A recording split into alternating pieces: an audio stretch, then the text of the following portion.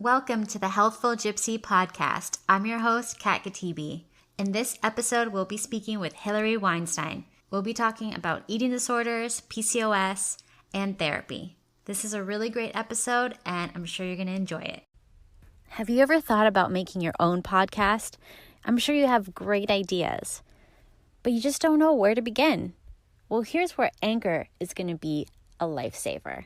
It's a one-stop shop for creating and distributing any podcast. Best of all, it's 100% free. They have creation tools that allow you to record and edit your podcast right from your phone or computer. Anchor then quickly distributes your podcast for you, so it can be heard on Spotify, Apple Podcasts, and so much more, just with one click. You can make money from your podcast right away with no minimum listenership. That means easy access to sponsors. It's everything you need to make a podcast in one place. So why don't you check out Anchor today? Download the free Anchor app or go to anchor.fm to get started.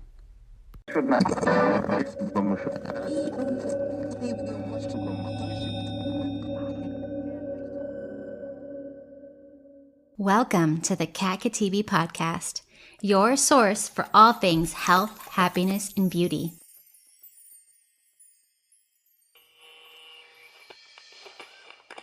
Today I'm here with Hilary Weinstein, a psychotherapist, and we're going to get some tips and tricks on our mental health. Thank you so much for being with us here today, Hilary. Thanks so much for having me, Kat. Could you give us a little bit of your background on your journey in the field of mental health? Absolutely. I knew I wanted to go into therapy and learn about psychology since the first class I took in high school. But because of some of my own personal experiences, my interest was piqued. So I really dove into it. I pursued it in college and then grad school, and have navigated all of my career choices so that I could specialize in certain areas. And those areas are anxiety, depression, eating disorders, OCD, affective disorders, basically, and mostly obsessive or compulsive disorders. How would you describe what you do on a day-to-day? On a day-to-day, well, at this point in my life, I'm so grateful and fortunate enough to have my own practice. I see about 5 patients a day. We have 45 to 60-minute sessions. And I've been seeing most of my patients. I started my practice a year ago. I've seen some of them for longer than that, 2 or 3 years. I love it. I couldn't be happier, to be honest. It's a dream job for me. Why do you think this work is so important? I mean, I saw the importance originally through my own therapy journey, and I saw how much I gained from that, how much I grew from that, and how hard it is to, quote unquote, solve our problems on our own. Like, to have that insight without a third party is really hard, because our defenses are hard, and our defenses are strong, and we don't really have a good understanding why we're protecting certain ideas or certain perceptions of either ourselves, others, or how we relate to ourselves and others. Being able to weed that out with somebody with no bias, like not a friend or family member, and a psychological background, can just be a complete game changer. And it helps our lives. It helps. I mean, there are so many things that we could be doing that are shooting ourselves in the foot and getting in the way of our best life. And so why wouldn't you want to figure that out? And I think therapy is the best way for that. That's so true. A quick little background about me is I actually was a social worker. Oh, really? Yes, and I was studying to get my license and everything while I was working, and I could not do it. At the very end, I had to get out, because I think it takes a very special person to be able to take on all of those emotions that people throw at you when you're in therapy. And that's so interesting. Yeah, and I think you want to help, but not everybody is really cut out to do that type of work, because it can be very stressful and draining for the therapist. Yeah, totally. And that's so interesting. I didn't know that you had that background. That's why I'm so happy and grateful that I'm at where I am in my career, because the path to get there was really difficult. It takes a lot of, as I'm sure you know and experienced, a lot of low paying and highly emotionally taxing, like more so than just what people would think of just seeing patients in outpatient therapy. I mean, a lot of the jobs that you have to take include seeing like 13 people a day, and people with either disorders or who aren't taking their medications, or who live in really abusive or unhealthy environments that you have no control over. And just there's so many factors into a lot of those jobs, and there's a requirement about how many years and hours you put in those jobs before you can get your licensure and get to a point that you can like open a practice, et cetera, and have a little more control over it. That yet the burnout rate is really high.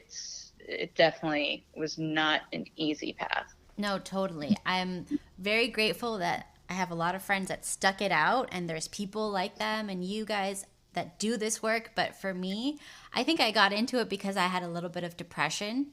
So I was like, if I can help other people, that'll help me help myself and help me learn about this.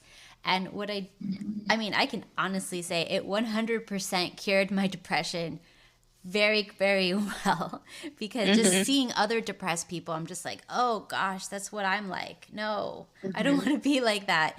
So it just kind of snapped me out of it. But it takes a very special person to go in and day out and deal with that. Well, thank you. I appreciate that. But yeah, I mean, most healthcare professionals, especially in mental health, go into the field because they had some experience on their own and want to pay it forward, right? Just like your experience, it sounds like. And I have the same reasoning. That being said, you're very fortunate that you were able to snap out of it. But for a lot of people and therapists, myself included, it didn't necessarily, my own issues didn't necessarily go away right away. So in the beginning, to be dealing with providing help while maintaining everything you need to do for self-care and making sure you're on top of your own mental health, it's definitely adds to the draining aspect for sure.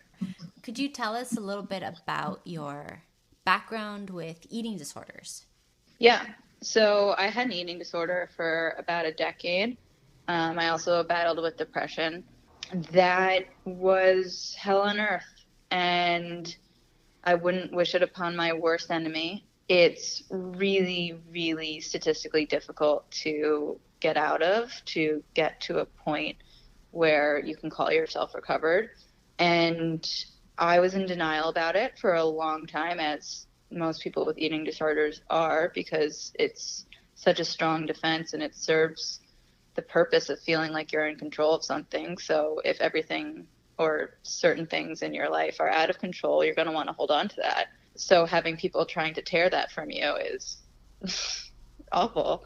And that's what the eating disorder tells you, because that's what you come to believe. It gets a mind of its own. So so I resisted therapy, or lied about it, or thought I was secretive about it for a while. But eventually I had really good and intensive treatment. I saw what in all different forms. I had some more structured treatment and group therapy, saw an individual therapist for many years, who I still see. I had meal coaches and would sit down both individually and with groups, relearning how to eat, and then both pre and post meal discussing the anxieties before coming up to the meal and the specific food or whatever was going on that day for you. And then debriefing afterwards. And so it was a lot. Really had to throw your whole self into it. I threw my whole self into it. I think the experience of having an eating disorder and an interest in psychology also, not just because of my own personal experience, but other people in my life who I observed and cared about. And then watching the professionals do what they do, and then feeling it work, going through the process, and then at the end of the day feeling like a product of their work. There was no way I wasn't going to go into that career path. What do you feel is like your unique skill set or like superpower that you bring to your practice? I would say the level of empathy that comes from having the experience yourself. I feel like I can empathize with my patients to a degree that really resonates with them and really makes them feel safe and heard. And that relatability and rapport, it's definitely what keeps my clients as long-term clients and what makes our bond so special and allows for them to trust me enough to take that leap of faith and put in the hard work, especially when it's at its hardest and they have no faith or trust in any of it. What would you say are some common reasons or triggers people can get into an eating disorder? I always describe it to my patients or anyone who asks as it's like a recipe, and there are all different ingredients that go into it, and there are a lot of common ingredients for people with eating disorders that would lead to the development of the eating disorder. I mean, I learned that firsthand, like sitting in a group therapy in my own treatment, and just besides having read in textbooks that certain factors lead to the vulnerability to developing an eating disorder, then hearing it among a group of 15 young women and seeing like, oh my God, like everyone really like checks some of these boxes, and it looks different for everybody, but being able to see the psychology of that. So some of that could be like a tense family home environment. And again, that's such a broad description that could take so many forms, which is why everybody's different, whether that's marital issues with parents or behavioral or mental health or physical conditions amongst siblings, and however that impacts you and the family, a sense of feeling unheard, a sense of feeling like you can't express your emotions, and that's learned or modeled to you for whatever reason in your particular case. All of that ends up culminating in feeling like you have to internalize your emotions, like you would be a burden to speak about them. And if you think about an eating disorder, I mean, that's the exact opposite of telling people what's wrong. You're taking it out on yourself silently. That's so true. What do you find are some common myths people come into about therapy? A lot of people, especially if they haven't had therapy in the past, just are really fearful of the stigma that going to therapy solidifies any idea or fear that they're quote unquote crazy. I hear that word all the time, or that they're different or less than. And if you're seeking out therapy, it's probably because you are having some experience of feeling less than, and going to therapy just feels like the stamp on that. So a lot of the stigmas around it, I know, are obstacles for people when thinking about seeking out therapy or committing to it once they've gotten there. And also just the fear that it's, like you hear the term quack, that it's how can somebody talking to me possibly help me? I know myself the best. If I can't help myself, why would this random stranger be able to help me?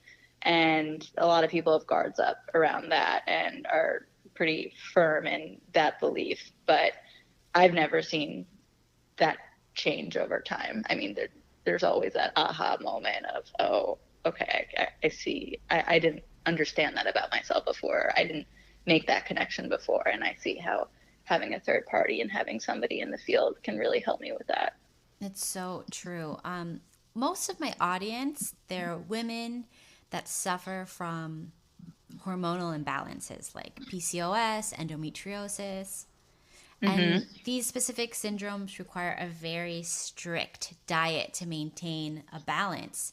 And cheat days can cause severe pain, more so than just simple weight gain. So, Sure. what advice would you give to someone who has such a strict diet to avoid anxiety about food and especially an eating disorder? Yeah. I mean, I don't believe in diet culture or restricting types of food or food groups for the sake of doing it.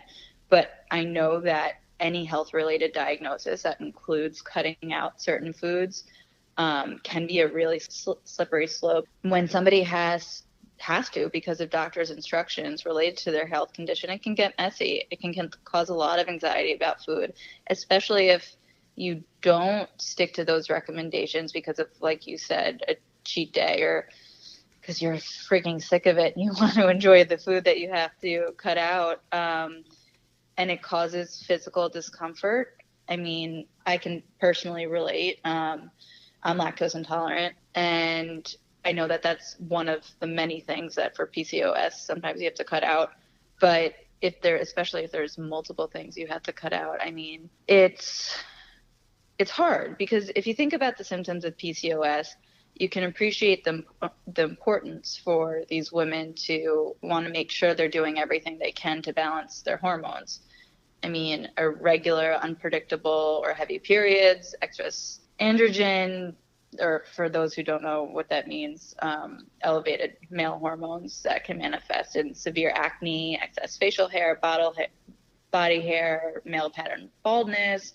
Of course, any woman would want to avoid that and the discomfort, the anxiety, the insecurity that comes along with that. So if they're told that controlling their diet in a certain way is going to help with that, then obviously is great. It's a sign of hope, but it can also be the straw that breaks the camel's back when it comes to what I was talking about before with like all the ingredients in somebody's life that lead to the development of an eating disorder. Because if cutting out a certain category of food leads to weight loss because either it wasn't calorically supplemented, or what have you, the person naturally experiences the association of restriction of food and weight loss. And that can lead to the sense of control. And when you have a health diagnosis, in and of itself causes a person to feel out of control, right? But whatever other stresses are going on in that person's life may also lead them to want to feel control over something. So discovering that you can achieve a sense of control via restriction of foods can be dangerous. If your need for control or otherwise put a need to regulate your emotions is great, then you can see how that can develop into a problem over a course of time. I have a daughter, and I'm always concerned about how it's very likely that she'll probably end up with PCOS in the future. Okay. So she would have to restrict certain foods, gluten, dairy, and sugar primarily. These are the major culprits. So how can I, as a mother, go about getting her to restrict these things to avoid the disease at least progressing or getting severe without triggering an eating disorder? Sure. That's a really good question, and really important because as your daughter's mother, what's her name, if you don't mind me asking? Yeah, it's Violet. Violet, so pretty. As her mother, you are her model, right? And she's gonna pick up on whatever you're doing and whatever you're eating or not eating, and you're also her teacher of teaching her what to eat and what not to eat and why. So I would say the best thing you could do is just be as open and honest as possible. So explaining to her and really educating her about why for her certain foods would be harmful. And it's not that they're harmful in general, but that mommy has this condition and it might mean that she develops this condition later in life. And we want to avoid that because it's however you want to phrase it, but that it's a health condition that she doesn't want to ideally develop. And any restriction is to that purpose. So it really emphasizing that it has nothing to do with weight or body image, and as many positive affirmations about value coming from places other than looks or body image, so that she has something to contrast with what she has to do, which is restrict certain food groups for her health. That's a good point. I always like to tell her things like, if she goes, do I look pretty? Does this make me look pretty? I always say, you look smart. You look like the most intelligent girl in school. I try to change that so she doesn't think so much in those terms that they kind of like force girls to think, am I pretty or not? Because that shouldn't matter. Right. And it shouldn't be what we hold all of our value in. Yeah, so true. So in the same respect, let's say for romantic relationships and our friendships, I know you also work with that. What advice do you have when those around us are maybe skeptical of our diets for our health and they attempt to derail us from our health? Because I find a lot of people, they make unhealthy choices, and when they see you trying to make healthy choices when you have to for your health, they kind of feel like self-conscious, so they kind of maybe lash out and try to sabotage you. I mean, you described that perfectly. And it's really difficult because it can exacerbate the anxiety that the person with these health-related restrictions already feels. And it increases the feeling of being different or weird or isolated or separate from the group. You can feel FOMO, food FOMO, or just feel like you're not being fun. If you can't participate, like if you can't have gluten or sugar or whatever, and you can't go for that ice cream, or you have to pick something different off the menu and you guys go for pizza, that can make anybody self-conscious about feeling like they're not participating, or they can't contribute to the conversation about how good that food is, right? Or just feel like they're not fun, or they're a Debbie Downer, or whatever it is. Whether a friend is projecting their insecurity onto you, or you're insecure because of that feeling of feeling different, the peer pressure is external or internal is strong. So I like to think in terms of solution-focused therapy. So thinking about the next day or the next week, however you want to, whatever time frame you want to put it in, and how am I going to feel? So yes, it feels uncomfortable to feel pressured by my friend, or feel uncomfortable and different and not fun now, but I could cave into that and have this food, which temporarily is going to make me feel a little better. But how am I going to feel tomorrow? And what are my plans tomorrow? And how is that going to, or this week, and how is that going to impact that? Do I really want a debilitating pain in whatever part of my body tomorrow?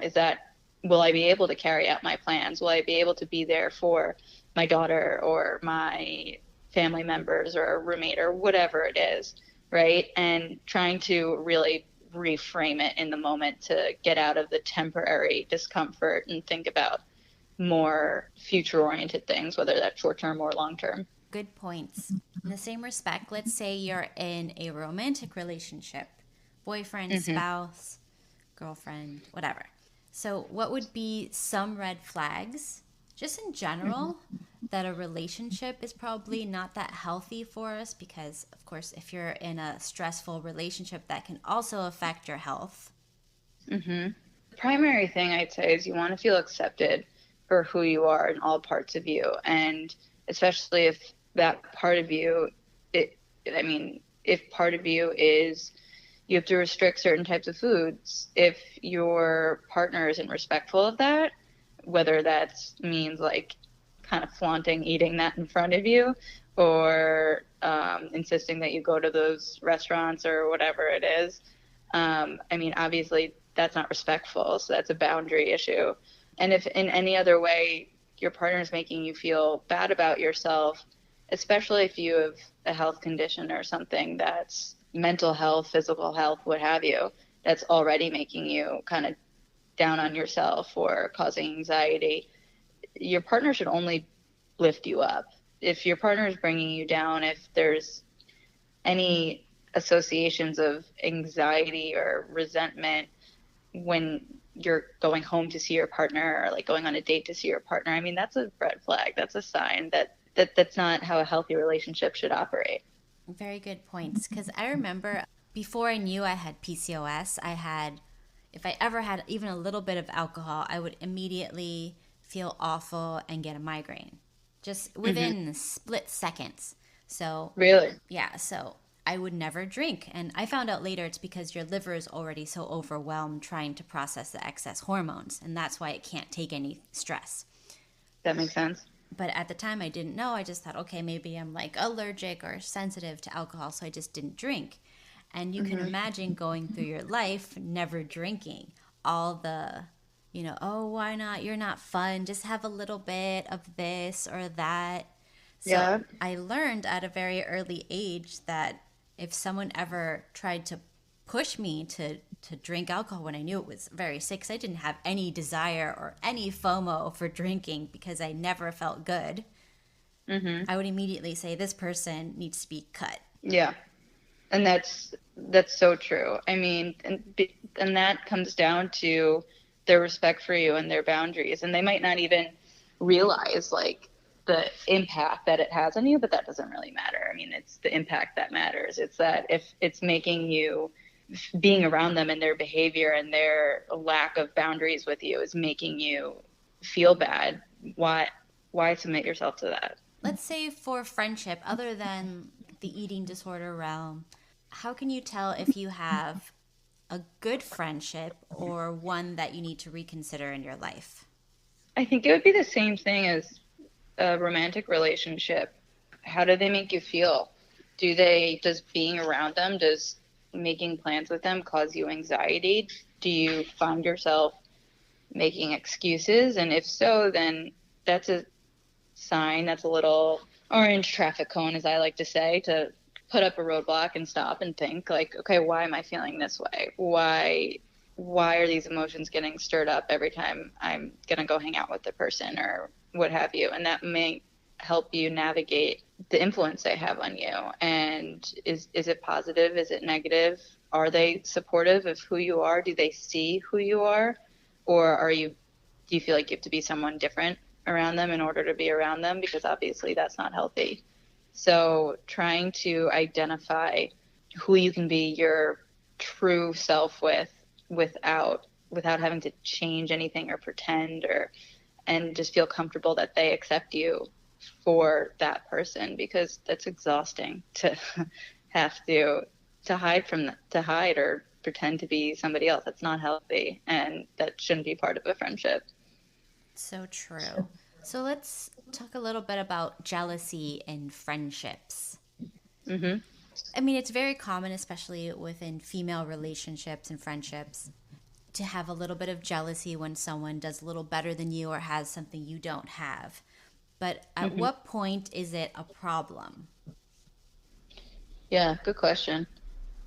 So I would say it's a problem. You'd want to be mindful of how much time and mental space it's taking up, how much you're ruminating about it outside of the moment. Like if you find out your friend gets a promotion or whatever it is, right? Or you're doing a marathon, they get a faster time, something like that. If that bothers you in the moment, you're feeling some competition, okay. If you're thinking about it and ruminating about it after the fact, the whole day, the whole next week, if you're using it as a metric or using the person as a metric to define your worth, that's a problem. No friend should, be how we define ourselves. We need to find that value intrinsically. And if the competition between friends or the jealousy between friends is you question your self-worth or making you think that you're less than or they're on this pedestal or how you should be measuring your self-worth, that's unhealthy. Can you tell us a little bit about how we can kind of put ourselves first a little and add self-care into our lives? It's not an easy thing to do. I think especially for women, we're so relationship based, and a lot of us are really caretakers by nature, and we put our friends, we put our family, we put other people first, and we can often run ourselves to the ground doing that. I mean, just like you were talking about in your experience with social work, in our daily lives, we take care of other people and we think about other people's emotions. And if that's something we value, that's great. That's a positive thing. But something to remind yourself of is you can't do that unless you take care of yourself. Because if you are running yourself to the ground, you can't take care of other people. You can't be a good friend. You can't be a good spouse. You can't be a good mother, daughter, whatever it is. So it's really important to incorporate things that are going to directly meet what you need or want in a moment, in order to take care of yourself and to be in tune with what that is at a certain period of time. Because I mean, you have to come first. It's like the airplane thing where you put your mask on before the person next to you. You have to take care of yourself to take care of other people. Very good points. Can we like maybe switch it up to some like fun little tricks? So Yeah. one thing I love about psychology is that you get to learn a little bit of influencing tricks. Mm-hmm. Like how to influence people to do something, to like you, to find you more intelligent, to give you the raise. Do you have any like little sneaky tricks? Something that I like to do is to have people list out their positive affirmations, make a list of what they like about themselves. And if you can create a little, I call it like pocket affirmation list, or I mean, that can be on the notepad of your phone or something like that. Characteristics that you can really lean into, that you're confident about and like about yourself. The more that you can whip those out and lean into those, the more genuine they're going to come off, and then the more authentic it's going to be in the moment, and the more people are going to gravitate towards you. If you're trying to lean into something that isn't you, and just something you're aspiring to being, that's not gonna, people are gonna see through that. It's not gonna feel comfortable for you. So I really like the idea of the affirmations list, and just reminding yourself, okay, this is me. These things are who I am. These things are what I value about myself. And then trying to implement those in social settings or what have you. What can you tell us about fear of rest? Is that like a real big problem that you find women have? Yeah, absolutely. I mean, if we're talking generally, or if we're talking about body image, I mean, there are so many expectations and pressures for women to fit a certain mold and be the caregiver, be a certain body type or look, be put together and presentable, be intelligent, be compassionate. And all of these things, you're running around like a chicken without a head. I mean, to accomplish all of that at once is exhausting, and you need to rest. You need to take time for yourself, because otherwise you're going to be doing the exact opposite. You're going to be a hot mess. Rest doesn't mean you're not accomplishing those things. Rest is an important block, an important building block to achieving all of those things in a healthy, measurable way. Women especially, can be so afraid of rest because it feels like slacking, or it feels weak, and again, that can breed into comparison, and social media exacerbates that of what everyone else is doing and accomplishing in their highlight reels. But you can't get any of that done unless you take some time to take a breather. So let's say you have a child and they're coming up in this social media era. How can you kind of mitigate them from becoming the pressure to do all these things that they see in social media, and to not get stressed out when they can't do all those things?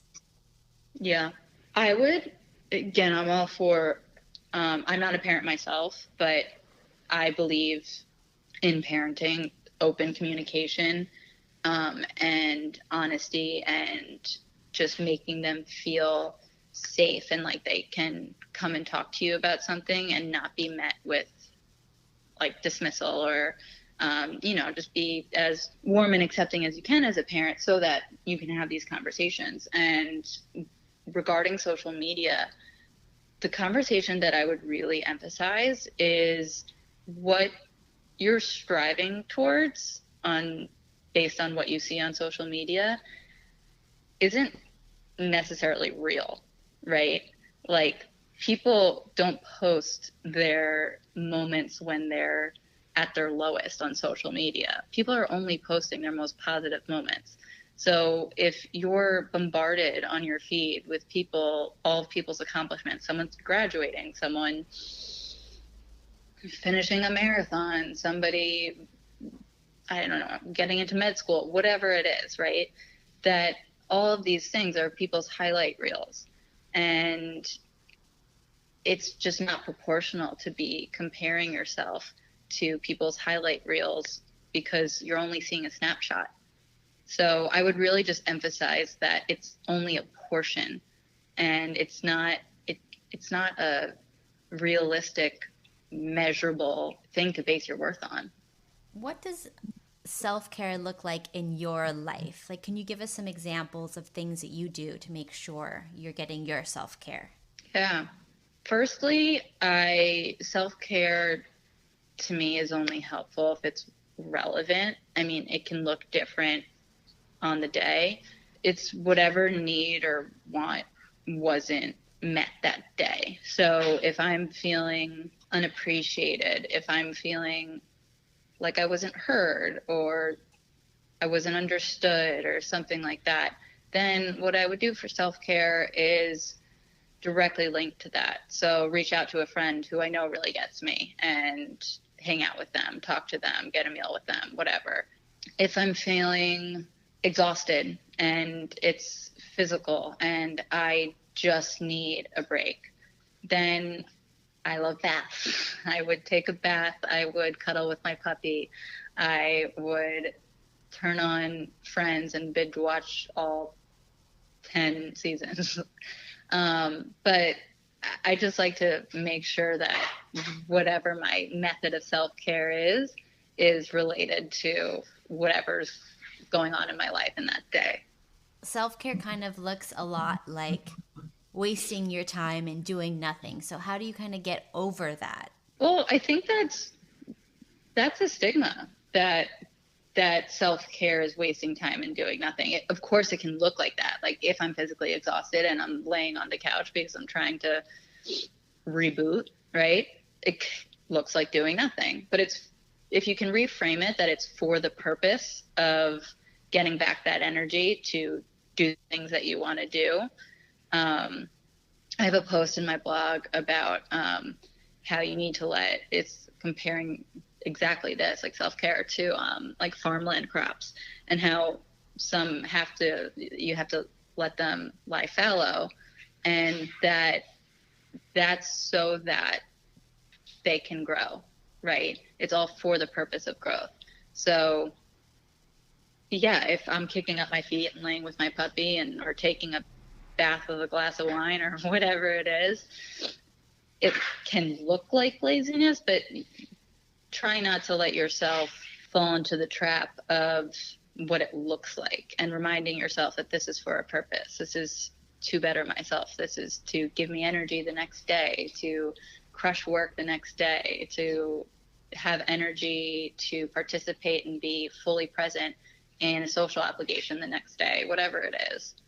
We find a lot of young women have like a fear to express themselves emotionally, like maybe at work, with their friends, in the relationships. What can you say about like the reasons behind this fear of vulnerability? Yeah, there are so many shame-based beliefs that unfortunately are created somewhere along the line in childhood, both for men and women. And it's hard because a lot of times when especially females don't express themselves or ask for what they need or feel anxiety about that, it's coming from these shame-based beliefs that were instilled in us when we were younger. Like, you'd be aggressive, or you'd be a bitch, or you'd be needy if you asked for what you wanted, right?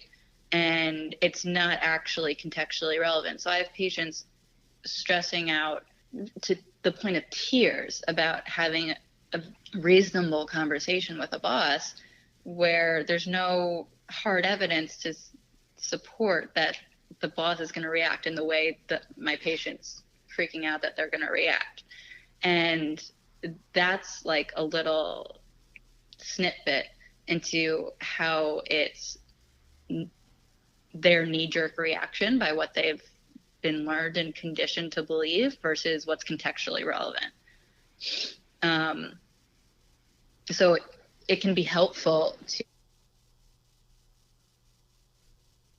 trick or tip to try to, when you're having these anxieties of like anticipatory anxieties about speaking up or asking for something, to think about, why is this? Like, is this really based in the evidence that I have? Like, let's think of it like a scientific experiment. Is there really evidence that this outcome that I fear is going to happen, this reaction from the person that I'm going to speak to is going to be the reaction that comes? And if the answer is no, and you can make a list, and oftentimes you'll see like that the list of evidence is so small, whereas the list that it's coming from somewhere else is a lot bigger. So many of us have a lot of baggage from our childhood that we take with us. And it's really hard to find people who are very well adjusted that didn't go through some sort of massive, sort of like life-changing shift, either on their own or through therapy or through just life experiences and growth. So is it just like impossible for a parent to do a good job that a child would not have to eventually go through this as they get older? No, it's not impossible, but there are definitely things that I think are overlooked in parenting. Like, a kid doesn't have to have some big trauma in order to develop depression, anxiety, or struggle and somehow later in life. It's the little things, I think, that can also impact a kid equally as much as like a big trauma. And when I say little things, I mean just making sure that the kid feels heard, that they feel like they can go to their parent and that their parent's anticipating their needs and meeting their needs, and they're not dismissing it or minimizing it. Those little things, if they happen all the time, can lead to a lot of confusion in a kid about their self-worth and about how they express themselves, etc. So the misconception that it has to be, some big event, and if in the absence of some big event, your kid's going to be fine, that's kind of a farce. So I think it's just important as a parent to think about like just how you're providing for them and meeting their needs and being there for them in all the little ways on a more consistent basis. Good advice. What are some specific ways that people can work with you? I work with people in my practice face-to-face. I also offer Skype or FaceTime sessions. For example, like if it's a college student who goes home for break, or if I've been working with them in person and then they get a job offer elsewhere and move, but it would be better for their therapy to have the continuity with the same therapist, I'll offer phone sessions, or at times I try to stay away from text just because of all the misinterpretation. I mean, I would never have a full session via text, but yeah, there are all different ways. If somebody needs exposure therapy, we can work on that, whether that's in relation to an eating disorder, OCD, or anything like that. But yeah, I work with people in all different kinds of ways. And how can the audience find you and reach you if they have any questions?